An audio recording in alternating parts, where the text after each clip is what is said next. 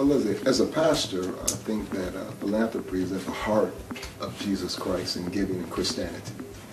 Our whole ministry is based on giving. Number one, God gave His Son. I think the Bible is replete with passages that speak to giving, to blessing those on the margins. So our church has kind of used that as our theme since the year 2000. What can we do to lift the city, to give to those that are hurting? It was Howard Thurman who said, ask not what the world needs, but rather ask yourself what makes you come alive.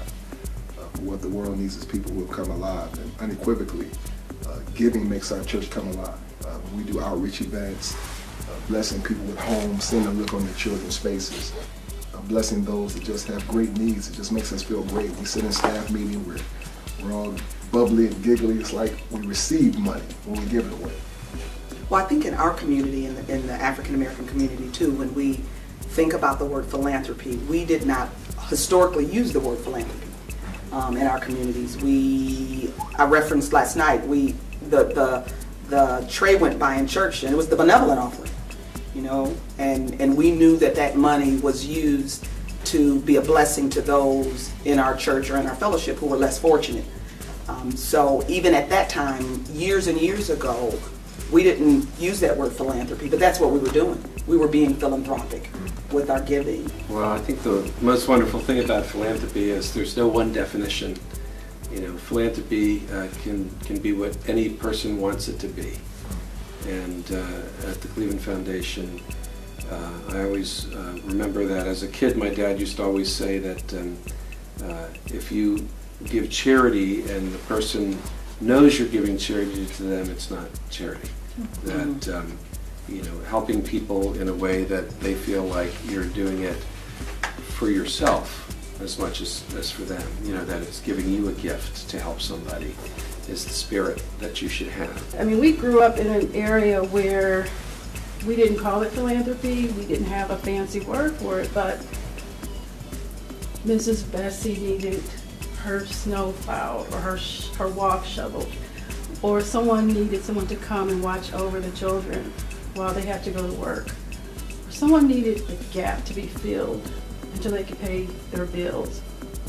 That's philanthropy. That's giving back, and that's helping. And I think that for us, I'm excited with the opportunity to help African Americans to see that you are included in this, that you have been doing this, that you are a philanthropist. I think that in so many cases they feel like, oh, that's not me, I'm not Oprah, I'm not LeBron. But you truly do have a rich history of taking care of those less fortunate. You talk about these athletes and entertainers, I'm neither. But my 5 cents goes a long way compared to their 50 million, because I think it's the concern that makes the difference, not the amount. It's the concern that you have, the benefit that you get from all of this, and whatever portion it is in proportion, is what you have to offer, which is grateful and beneficial. And that's what I think about it. The theme for this year's summit is Inspiring 100 Acts of African American Philanthropy. And that came about in a workshop that we had back in May of 2013. And when it was thrown out there, the entire committee got excited about this idea. One of the things that we've recognized for some time now is that we have a number of funds here at the Cleveland Foundation that have been established by African Americans for various causes, not just African American causes.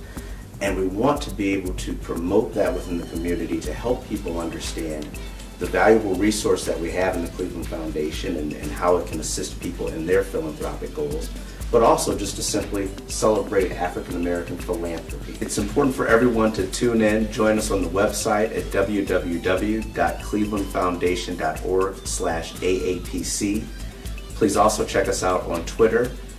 You can use the hashtag #GivingHasNoColor to see all the activities that we'll have over the next several months.